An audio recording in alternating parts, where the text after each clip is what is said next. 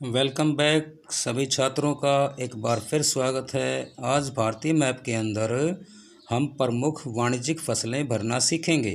इससे पहले पार्ट 1 था और आज हम इसका पार्ट 2 करने जा रहे हैं।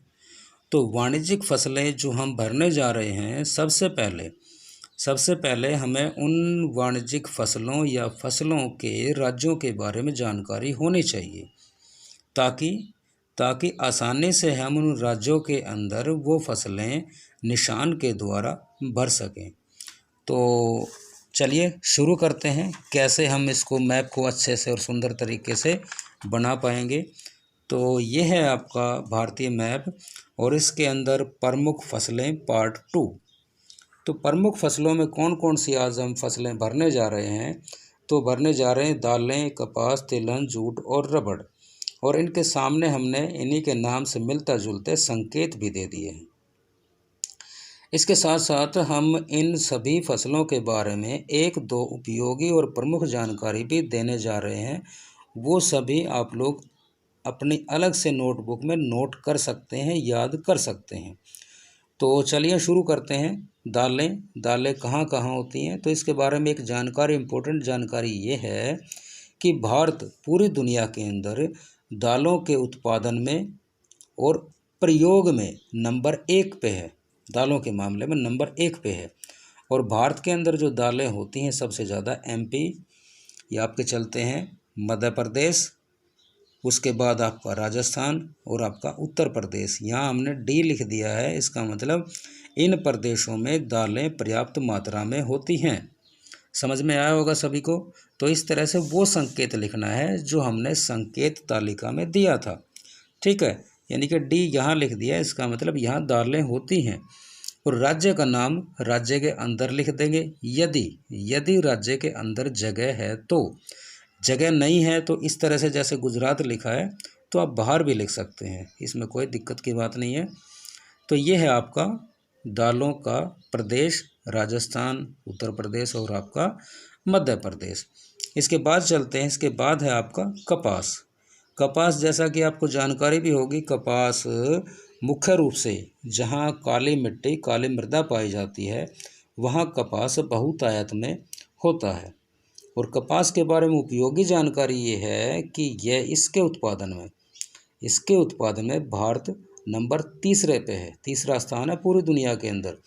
और यह आपका होता है महाराष्ट्र के अंदर, आपका मध्य प्रदेश और आपका गुजरात के अंदर। और ये हमने के संकेत यहाँ पे दे दिया है, अंग्रेजी का के वर्णमाला में के लिख दिया है। और इसका मतलब क्या है? इसका अर्थ है कि यहाँ पे कपास होता है और इन राज्यों का हमने नाम लिख दिया है। तो कोई भी एग्जामिनर, चेक करने वाला आसानी से समझ सकता है कि बच्चे ने क्या दर्शाया है, कौन सी फसल या खनिज दर्शाई है। तो इस तरह से आपके नंबर बिल्कुल नहीं कटते बल्कि अच्छे नंबर आते हैं। उसके बाद चलते हैं, उसके बाद है आपका तिलहन के लिए T संकेत दिया है। तो तिलहन के बारे में जानकारी यह है कि तिलहन उत्पादन में चीन के बाद भारत का नंबर 2 है, यानी कि बहुत ज़्यादा उत्पादन तिलहन का होता है। अब तिलहन जहाँ जहाँ होती है उन राज्यों की भी जानकारी होनी चाहिए, कहाँ होता है, जैसे गुजरात, राजस्थान, तमिलनाडु। तो चलते हैं तिलहन के लिए, ये आपका T 1, 2 यानी कि राजस्थान और गुजरात, इन दोनों राज्यों के अंदर तिलहन होता है पर्याप्त मात्रा में। इसके अलावा दक्षिण में चलेंगे तो आपका तमिलनाडु, आंध्र प्रदेश और कर्नाटका। आप थोड़े संकेत और भी दे सकते हैं, कोई बात नहीं, थोड़ा और संकेत दे सकते हैं। कारण क्या है कि नंबर 2 पे है तो इसका मतलब उत्पादन इसका बहुत ज़्यादा होता है, इसको हम एक्सपोर्ट भी कर रहे हैं, ठीक है। तो इस तरह से ये प्रमुख राज्य थे जो तिलहन उत्पादन में भारत के रहे हैं। उसके बाद अगला है आपके फसल जूट कहाँ पे होती है?